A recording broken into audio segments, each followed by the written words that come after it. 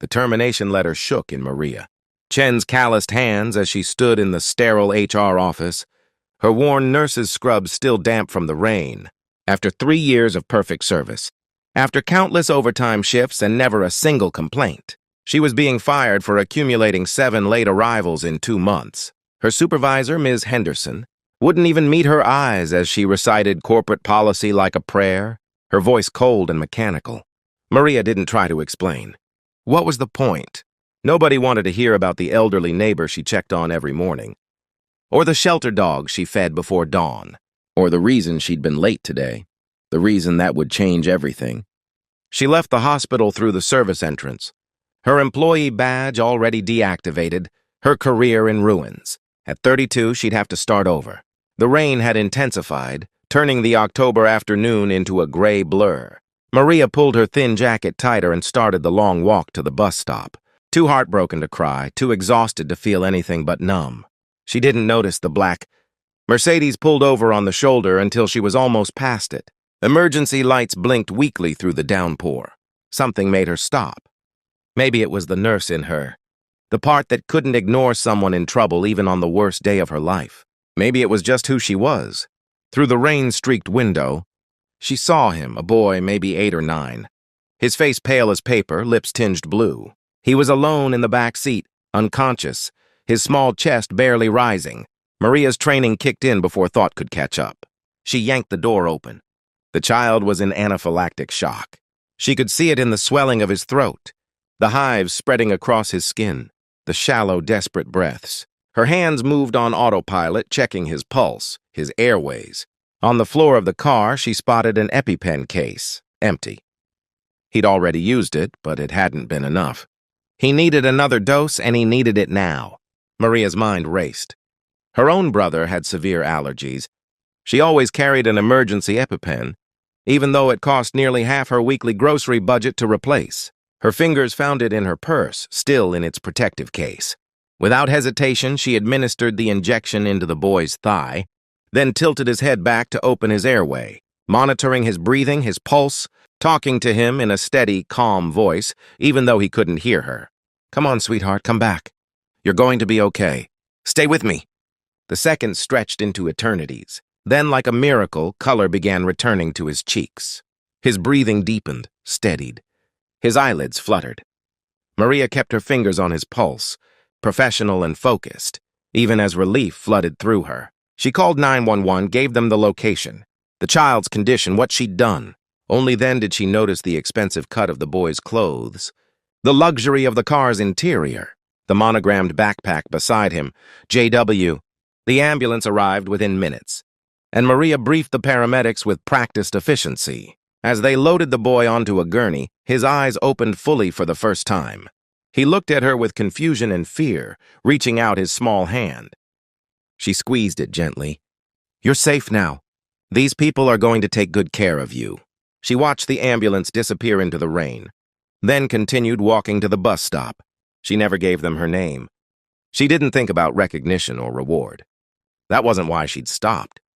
By the time she reached her tiny studio apartment, she was soaked to the bone, unemployed, and down to her last EpiPen. But a child was alive. Somehow, that made the rest bearable. 3 days later, Maria was filling out online job applications at the public library when her phone rang. Unknown number. She almost didn't answer. "Is this Maria Chen?" The voice was deep, authoritative, but trembling slightly. "Yes? Ms. Chen, my name is Jonathan Wallace. I'm calling about my son, Julian. You saved his life 3 days ago." Maria's breath caught. "How did you find me?" "The paramedics had your phone number from the 911 call. Ms. Chen, I need to thank you in person. I need to... God, I don't even know where to begin. Can I meet with you, please?" She agreed to meet him at a coffee shop the next morning. Still not quite processing it, she looked up Jonathan Wallace on her phone that night. CEO of Wallace Industries, one of the largest pharmaceutical companies in the country, worth billions. His son was his whole world, she found interview. After interview where he mentioned Julian, how becoming a father had changed everything for him. There were photos of them together at charity events. At baseball games, the love between them evident in every frame. Jonathan Wallace was nothing like she expected. He arrived before her, standing when she entered, his expensive suit unable to mask the exhaustion in his eyes, the rawness of someone who'd nearly lost everything. He looked like he hadn't slept since it happened. "Miss Chen," his voice broke. "Thank you. Those words aren't enough, but thank you." They sat, and he told her what had happened. Julian had been in the car with their driver, coming back from school. He'd shared a snack with a friend, not knowing it contained peanuts. The reaction came on fast and severe. The driver had pulled over, used Julian's EpiPen, and was calling 911 when he collapsed from a heart attack. By the time Jonathan got there, following the ambulance, his son was already at the hospital, stable, alive. Because of her. The doctor said if you'd been 5 minutes later, he couldn't finish the sentence. "You were fired that day. I know because I called the hospital to thank you, to offer you anything you needed. They told me you'd been terminated that morning, for being late." Maria's cheeks burned. "It doesn't matter now." "Doesn't matter?" Jonathan leaned forward, intensity radiating from him. "Miss Chen, why were you late that day?" She hesitated, then told him. About Mrs. Patterson, her 86-year-old neighbor who lived alone, whose daughter had died the year before. How Maria checked on her every morning because Mrs. Patterson had fallen once and laid on her floor for 6 hours before anyone found her. About the dogs at the overcrowded shelter where she volunteered, making sure they were fed before she left for work.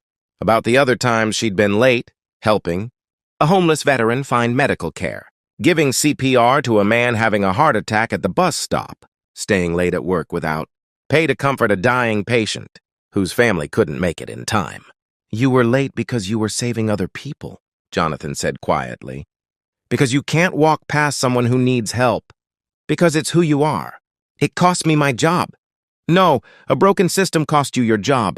Bureaucracy that values punctuality over character. Rules that punish goodness," he paused.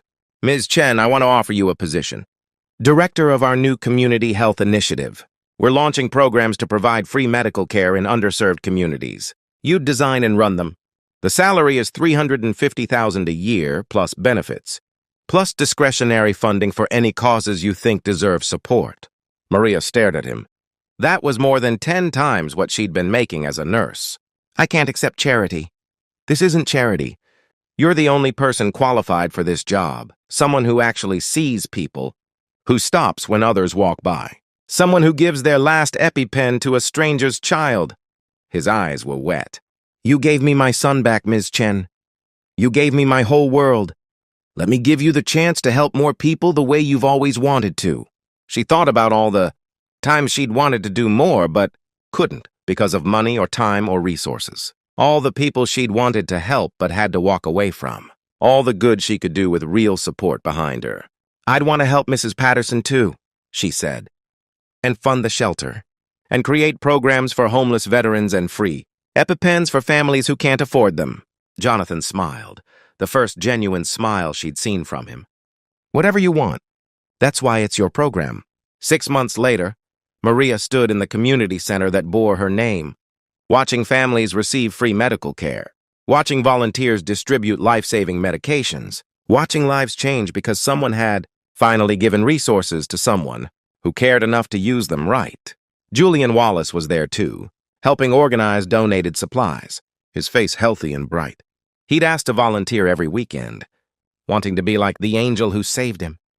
Ms. Henderson, her former supervisor, had written to her, a genuine apology, an explanation that she'd been following orders from hospital administration, and a confession that she'd quit 3 weeks after Maria's firing, because she couldn't stomach the cruelty anymore. That evening, as Maria locked up the center, Jonathan arrived with Julian. The boy ran to hug her, something he did every time he saw her now. "Maria, Dad says you're coming to my birthday party next weekend. Please say yes." She smiled, ruffling his hair. "I wouldn't miss it for the world." After Julian bounded back to the car, Jonathan lingered. "You changed everything, Maria, not just for us. For thousands of people now. And you did it by just being who you've always been, someone who stops to help." As she watched them drive away, Maria thought about that rainy October afternoon, about the termination letter, about the choice she'd made to stop for a stranger's child despite having every reason to just keep walking, about how the worst day of her life had become the beginning of something beautiful. Sometimes the world punishes kindness, but sometimes, if we're lucky, the world remembers that kindness is what saves us all. And when it does, everything changes. Maria had been fired for being late, but she'd been late because she was too busy saving lives. And in the end, that made all the difference.